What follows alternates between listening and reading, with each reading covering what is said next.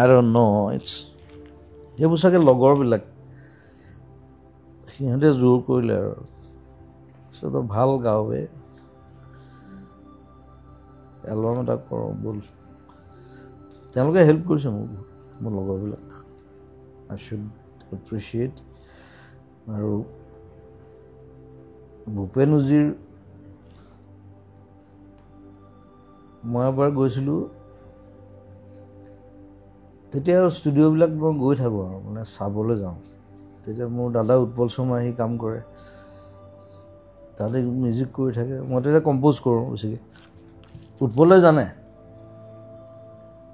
I am just preparing I was only 19 বছৰ বয়স ৰাতি ৰাতি যাওঁ পুলিচে ধৰে মিলিটেৰীয়ে ধৰে কাণত ধৰে বহাই থয় বহুত বাৰ হৈছে এইটো খোজকাঢ়িয়ে আহোঁ তেতিয়া গাড়ী চাড়ী নাই ৰাতি 2-3 তো ভূপেন দাই মোক এদিন ক'লে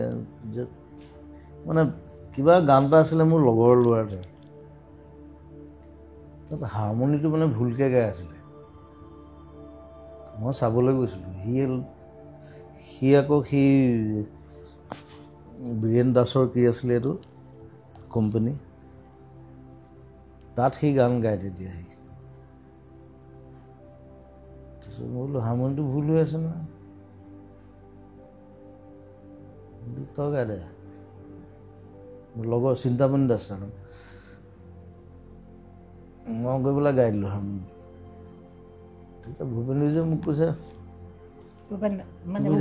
তুমি দেখোন বেছি ভাল গোৱা গান কৰা ভূপেনে মোক বহুত হেল্প কৰিছে তাৰপিছত মই ক'লোঁ মোৰ কম্প'জিশ্যন মই বনাই আছোঁ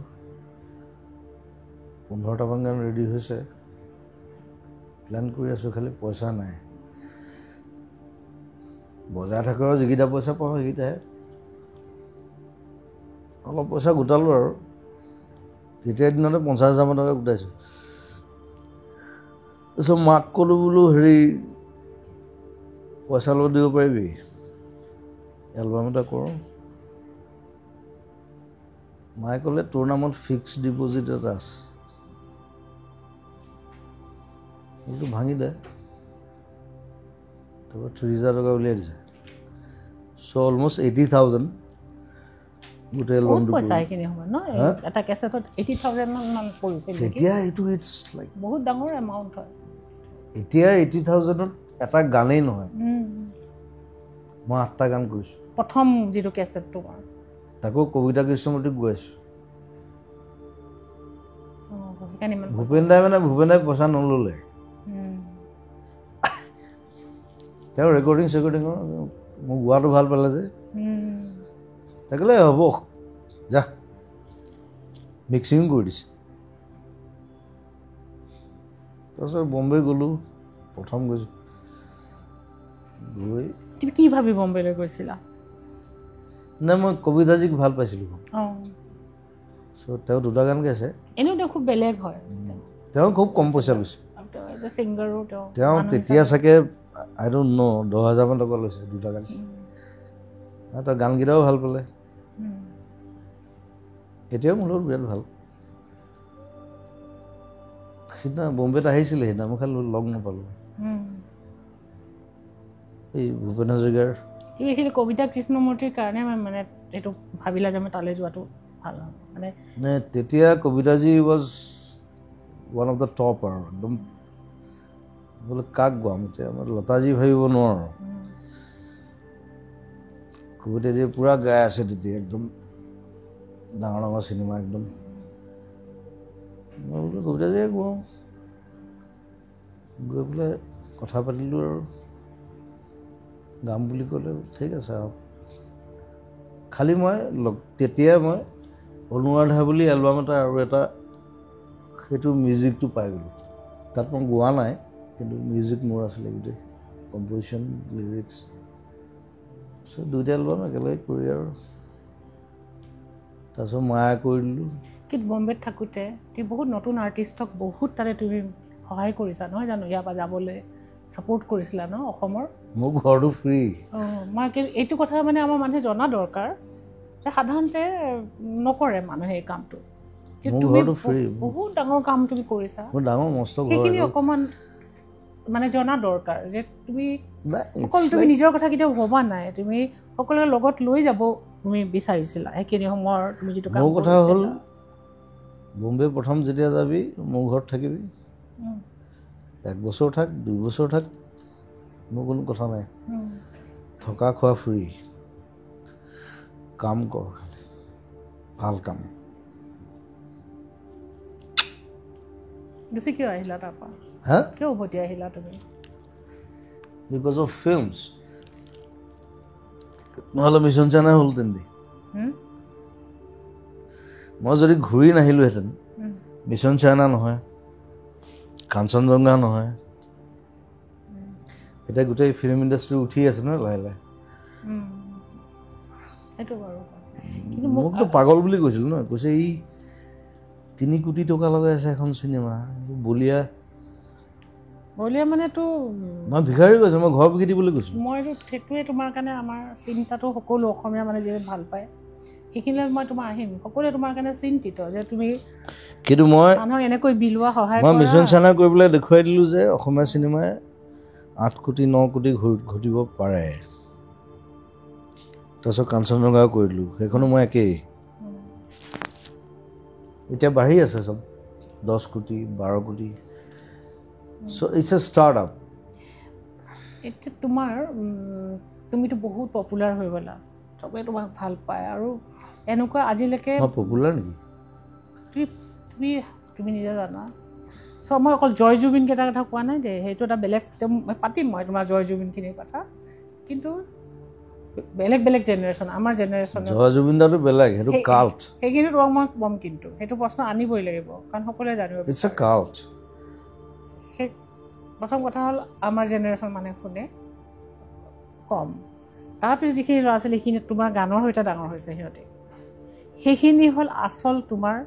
হাৰ্টত লৈ ফুৰা মানুহ হ'ল এইখিনি যিখিনি তোমাৰ গানৰ সৈতে ডাঙৰ হৈছে দুখ লাগিলেও জুবিন সুখতো জুবিন ৰাতি মোক আচলতে মানে চবেই ঘৰৰ মানুহ বুলি ভাবে কথাটো সেইটো আৰু মাতত সৰু ল'ৰা ছোৱালীখিনিয়ে মোক জুবিন বুলিও মাতে মামা বুলিও মাতে মই মানে ঘৰৰে মানুহ হয় মই ঘৰৰে বাৰু তোমালোকৰ বয়সৰো ভাইটি বা ফ্ৰেণ্ড লাইক বুঢ়া মানুহখিনিও এই জুবিন এই পুতেক বুলি ভাবে কিন্তু তোমাৰ জীৱনত এটা ষ্টেজ আহিল তুমি বহুত পপুলাৰ হৈ গ'লা পপুলাৰ মানে তুমি এতিয়াও পপুলাৰ মই কৈছোঁ যেতিয়া তোমাৰ বিকাশ হ'ল বিকাশ হোৱাৰ পিছত তোমাৰ ছাডেন কিছুমান চেঞ্জেছ আহিছে লাইফত য'ত তুমি কিছুমান ট্ৰেজেডি হৈছে তোমাৰ মা গুচি গ'ল আৰু তোমাৰ ভণ্টি এতিয়া সেই ষ্টেজবিলাকোতো এটা এটা ষ্টেজ ন সেইখিনি কথা তুমি তেনেকৈ কেতিয়াও কোৱা নাই কোৱা যে তুমি সেইখিনিয়ে তোমাক ক্ৰিয়েটিভ কৰিছে নে ক্ৰিয়েটিভিটিৰ পৰা গুচাইছে নে তোমাৰ ভিতৰত এটা পেইন এটা তোমাক বহুত বেছিকৈ দি দিছে তোমাৰ ভিতৰত আইচলেশ্যন দিছে বা তোমাৰ ভিতৰত নিসংগতা দিছে কষ্ট দিছে আইচলেশ্যন কেতিয়াও দিয়া নাই বিকজ মই জানিব মই সদায় যে তোমাৰ 20টা মানুহৰ লগত থাকোঁ আৰু 1000 মানুহৰ লগত থাকোঁ চ' দেৰ ইজ ন' আইচলেশ্যন যে তোমাৰ সেইখিনি সেই চখটো তোমাক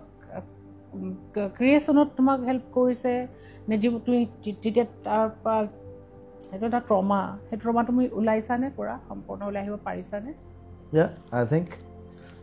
I'm like Napoleon Alexander সঁচাই কৈছানে yes I fight like that মই একো পাত্তাই নিদিওঁ কৰক সোধা কৰটো সোধা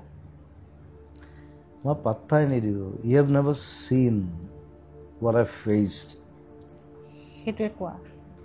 কি ফেচ মই যদি ফেচ কৰিছোঁ মই জানিব বিচাৰোঁ সেইটোৱে কৈছোঁ কোনো দেখা নাই এইটো সেইটো খালি মই পাত্তা দিয়া নাই পাত্তা তুমি নালাগে দিব কিন্তু I'm an agnoist see কৈছা তুমি কিন্তু তুমি পাত্তা নিদিয়াটো সেইটো খুব ভাল কথা যে তুমি তাৰ পৰা সেই পাত্তা নিদিয়া মানে তুমি ওলাব পাৰিছা, জয় কৰিব পাৰিছা। কিন্তু সেই তুমি যি পাইছা সেইখিনি কোনো নাজানে।